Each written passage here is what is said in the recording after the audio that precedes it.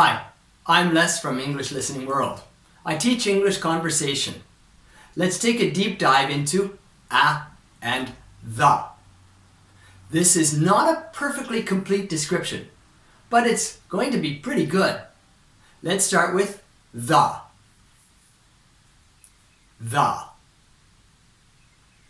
The is used for single objects or groups.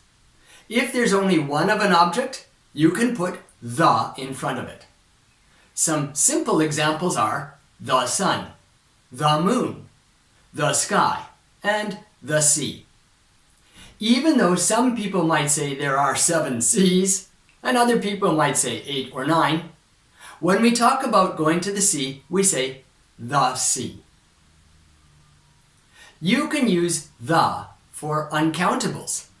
The water, the tea, the soup. This is not true for the word a. In this way, the is different from a because you can't use a for uncountables. I said the is good for groups. If there is a group of cups on the table, perhaps there are 5 cups, you can say clean up the cups or get the cups. You could use the for one of the cups if it's different from the others and you can make the distinction clear. Get the blue cup. The is good for complete groups or for single items. A. Let's move on to a. A is quite complex because it has several meanings mixed in.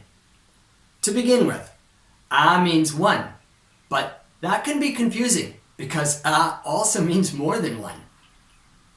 What do I mean? I mean that if I say touch a cup, the minute you say a, the meaning is that one cup must be touched. However, there is more than one cup present. So a tells me that there are at least 2 cups, and you're going to touch one of them. That means a tells you there is more than one, and the a is referring to one of them. Now, we get the third included meaning in a, and that is freedom. If there are 5 cups on the table and I say touch a cup, I want you to touch a single cup. However, you have the freedom to choose which cup you will touch. You may touch any cup, and it would be fine with me, as long as it's a cup that you are touching. This is deep. Let's summarize. A tells us, 1, there are several things. 2, we are referring to only one of those things. 3, the item is arbitrary. Anyone is fine. Let's imagine we are together in a room and we can both see one cup. If I say touch a cup, you might think it's strange. There's only one cup clearly visible. Why didn't I say the cup? Then you might decide, oh, there must be other cups nearby. You may choose to look for some of the other cups and get one of them and give it to me. Or you can give me the easily visible cup. That's because a means any cup. In that sense, when you use a, you're defining the boundary. If we only see one cup, or perhaps we can't see any cups, and I say, get me a cup, the boundary is larger than our immediately visible situation.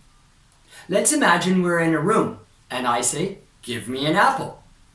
You look in the room and you see no apples. You're free to leave the room and go in search of an apple. You might go to another room to find the apple, or you might go to the store to buy it and come back. Going to the store is unlikely, but grammatically speaking, it's allowed. So when we use a, it may define the situation as much larger than immediately present. If I use the word the as in the sentence, get the chair, and you don't see a chair, then you know in the same way that the immediate situation is not the boundary. You are free to leave the room to find the chair. But when I say the, that means you and I are both thinking of the same chair. The can also refer to things that you don't know, but you can imagine easily. Examples are, I'm going to go to the kitchen. You may not know my house and my kitchen, but you can imagine that they exist.